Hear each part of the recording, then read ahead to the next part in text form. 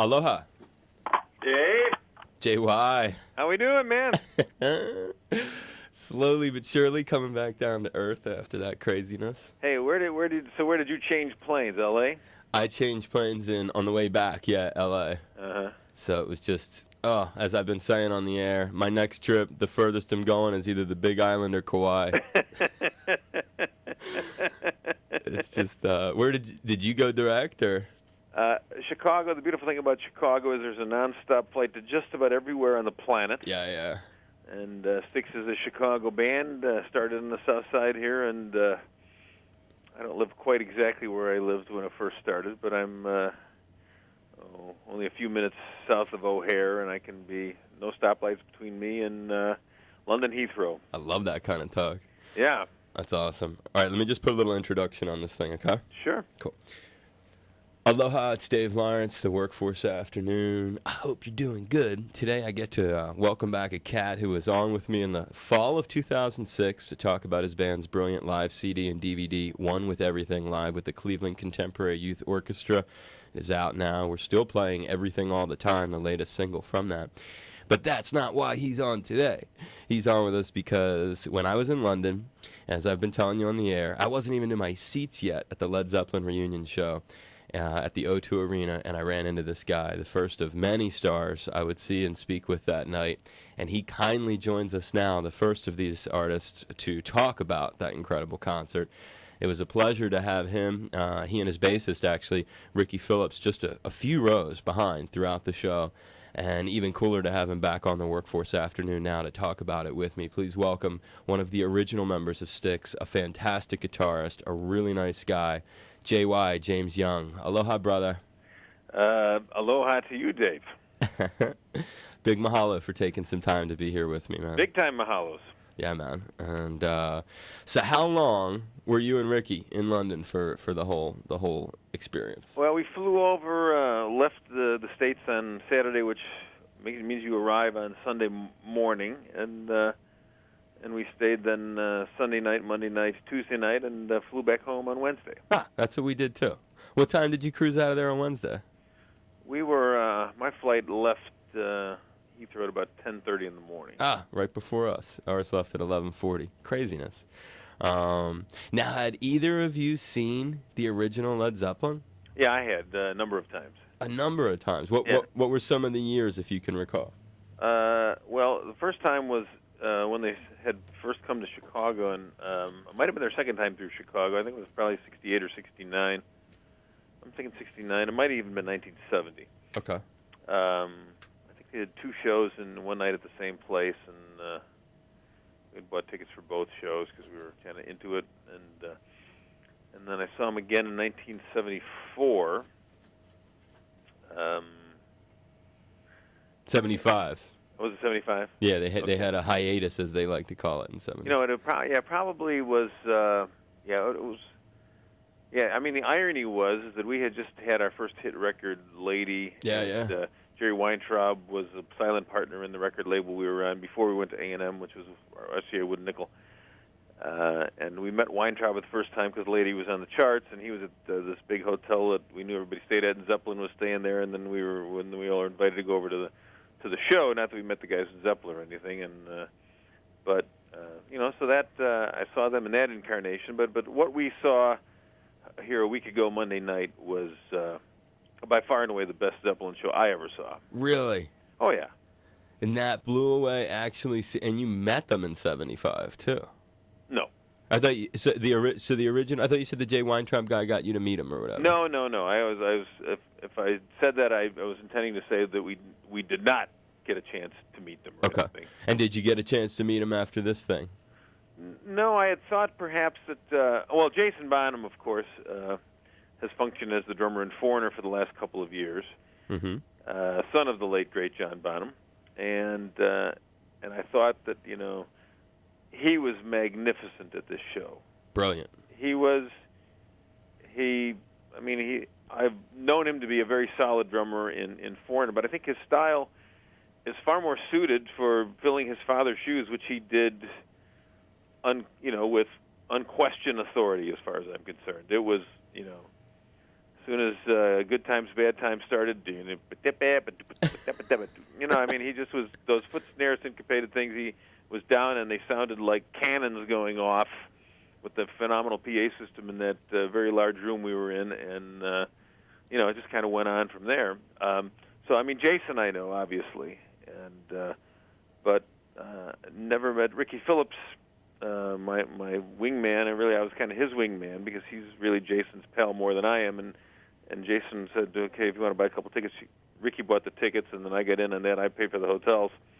But Ricky has worked with Jimmy Page before during the Page Coverdale era when they were sort of putting the record together before the final recording. Ricky somehow had to leave and go do something else, so they got somebody else coming to play bass. But Ricky had spent 2 or 3 months with Jimmy Page, kind of woodshedding the Coverdale Page record. So, but I've not met Planter Page or John Paul Jones myself, but and I thought there was going to be a chance to do it that night, but ultimately I think it just got so. I mean, when I heard about who was there supposedly, from Jagger to McCartney to on down the line of people that were there. Brian May I was supposed to get together with from Queen. We'd been emailing each other, and he's pals with Joe Elliott, who was. I was hanging with Joe at our hotel because that's where he said he was going to be, and we were just on tour with Leopard this year. And he was just a couple feet away, right there near us. Yeah. So, but Brian May, we didn't miss. We walked past Jeff Beck upstairs, but I don't know him. We have many mutual friends, but I don't really know Jeff. So I just it was getting late at that point in time. And did you go to the after show at the Indigo?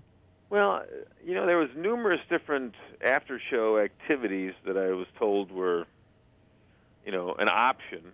But we had heard that the action was just going to be back at the hotel bar, and indeed, Jason's family was there, and Joe and his wife, and Ricky and I, and that was about it at our hotel bar. But that was plenty. We had a chance to sort of debrief. And plus you are a star, JY, so it's less important for you than someone like me. So it's like you're in Styx. It's okay if you didn't go to the. I mean, no one's going to be like, he didn't go to the after show. I mean, the coolest thing I did actually beyond going to the show was the next night. The guy that is in charge of acquiring all the stuff that the Hard Rock Cafe and hotel chain and casino chain sort of puts up on their walls.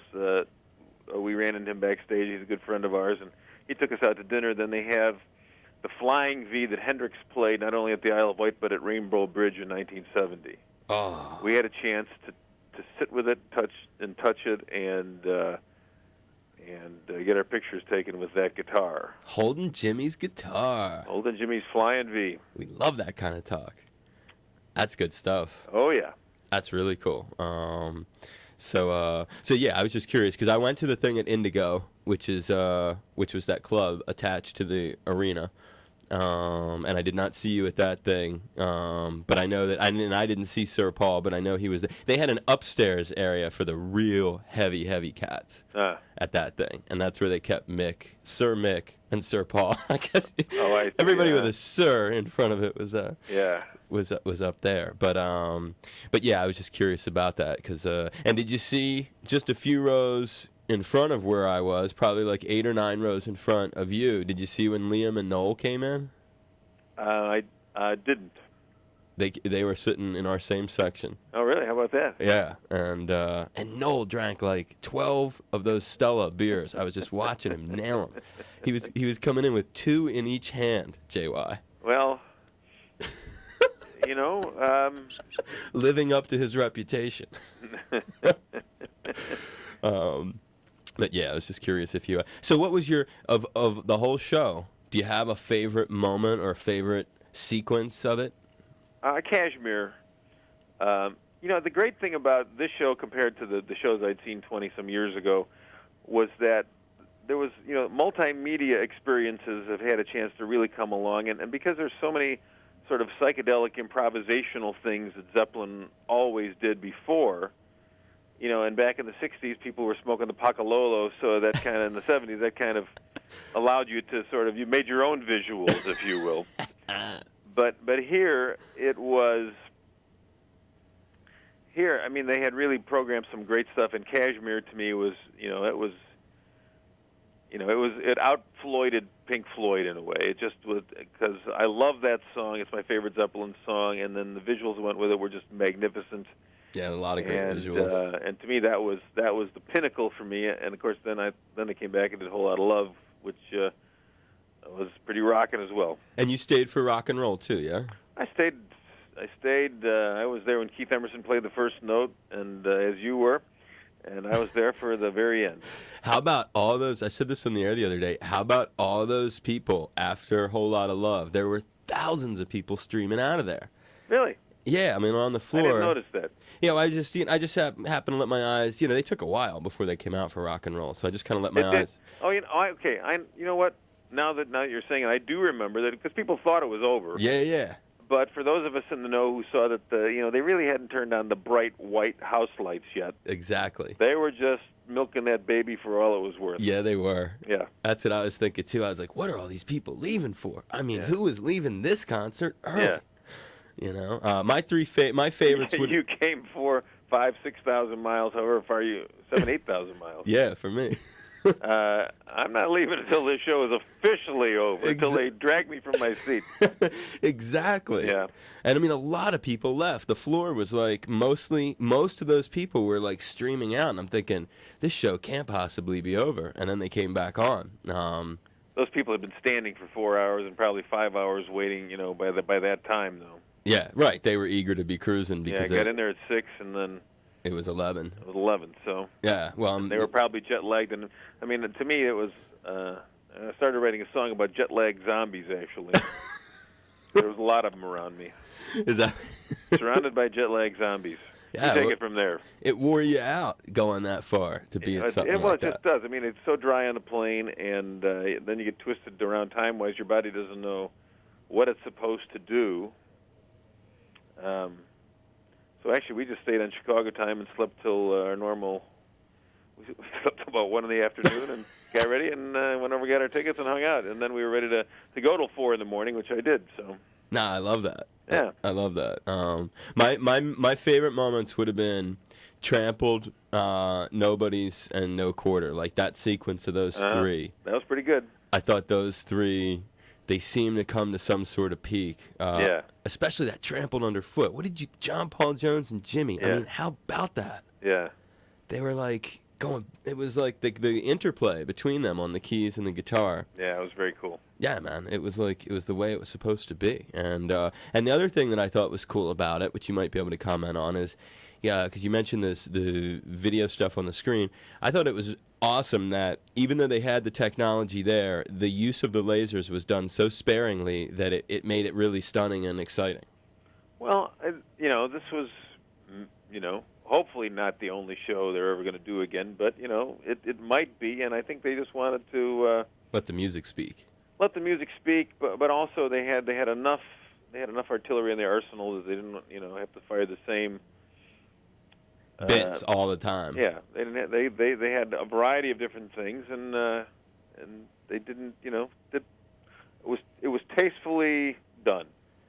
Yeah, it was. That's what I liked about it. It was like they didn't overkill you, even though it's one of my favorite effects. It was like they did the little thing. They did the pyramid over Jimmy during Dazed. Yeah. But then when they blew him out when he was hitting the theremin during Whole Lot of Love, and they were shooting him like from the back of the stage to the back of the arena, bro. Yeah. That was such an exciting moment for me. Oh yeah.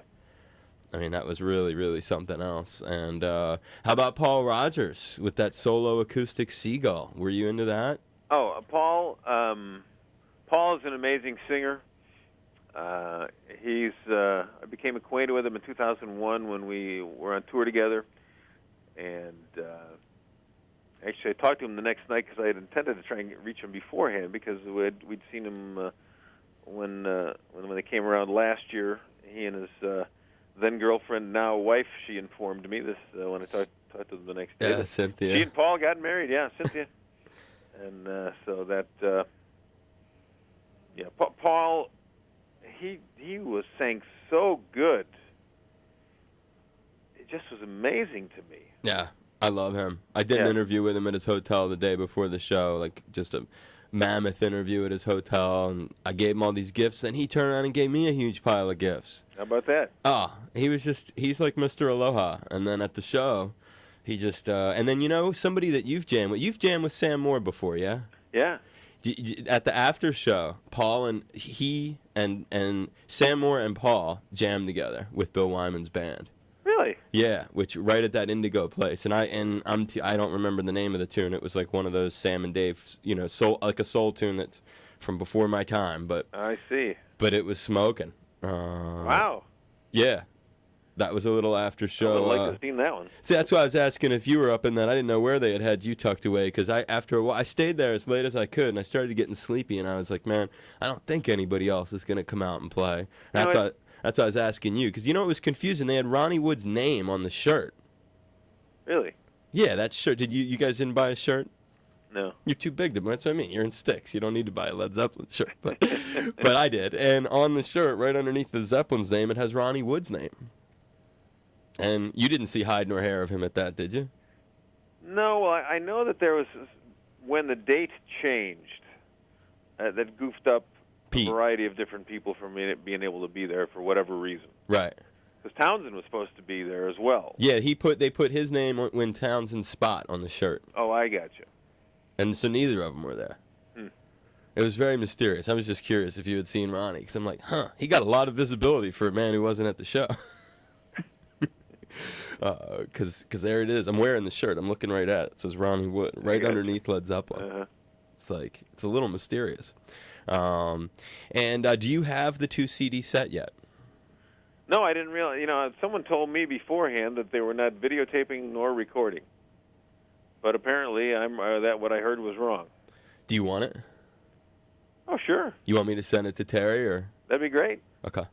Yeah, I'll take care of you with it. Fantastic. I've gotten multiple different versions. I got listeners out here.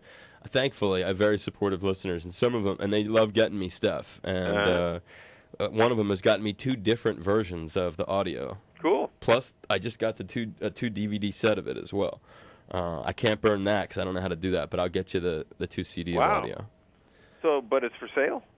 No, these are things that hardcore fans trade for free online. I see. So they're not selling them. Right. But it's not the official version either. I got you. But what am I supposed to do if someone gives it to me? Am I not going to play it at my house? There you go. Wouldn't you? Well, the genie's out of the bottle as far as all that whole thing goes. Pandora's box has been opened up, and it will not go back in there. And it's hey, guess what? It's the new lay of the land, and you either adapt or die. So I choose to adapt. Nah, exactly. That's what everybody says. Yep. That's what everybody says. Well, what's going to be next for you and Styx? Well, we are. We've got a lot of great stuff coming up here, and unfortunately, I can't officially announce any of it for at least a couple of more weeks. Mm-hmm. But I'll be happy to call happen. back and let you know in 2, 3, 4 weeks from now that we have a real great year that I believe is. The first 6 months I believe are there's some 2 very cool things are going to be going on, and then. I believe during the summer there's going to be some very cool thing going on, and I don't know. We're ready to really start. I think in recording some new music, and we'll see where that takes us. Well, we strongly supported your last efforts, the cover CD, obviously. Appreciate that. Big Bang Theory was huge for us, and this one with Everything record, we've been all over, and it was just a thrill to see at the show. You're one of the more down-to-earth cats in this business, and I'll leave you with this thought, Brother JY. My 6-year anniversary out here in Hawaii radio is going to be in August and September. Maybe you guys could come out for that if I get a promoter, pony up enough dough. Yeah, well, I've been we haven't played in the Hawaiian Islands since 1978, so it's time for us to come back. Absolutely time for us to come back. What a great excuse to come back. Yeah, it's the 30th anniversary of our last show at the NBC. There you go, brother. Neil Blaisdell Center still the place to play? It is. Okay. It certainly is, the arena there. I used to have a condo over on Maui, and then we just stopped going, so we sold it way back when. But yeah, I think you told me that last time you were on. Yeah. That's cool. Well, just something to put on the radar, and I'll keep in touch with your people, Great. and maybe when the 2 CD set of the show arrives there, you'll think about it some more. You'll be like, gotta help brother Dave out. We Styx need a World. promoter to help Brother Dave out is what we need. Say again. We need a promoter that'll do it. I got one. Oh, you do? Yeah, I just did I did a really nice 5-year thing. We did a whole week of stuff that included Mick Fleetwood and his band and Carmine Apiece, and everyone can stay in touch with you. StyxWorld.com, still That's working it. fine, right? Oh, yeah. Awesome. A big mahalo to. Yes, indeed, Dave. Right back at you. I thank you for being part of the show, brother. My pleasure.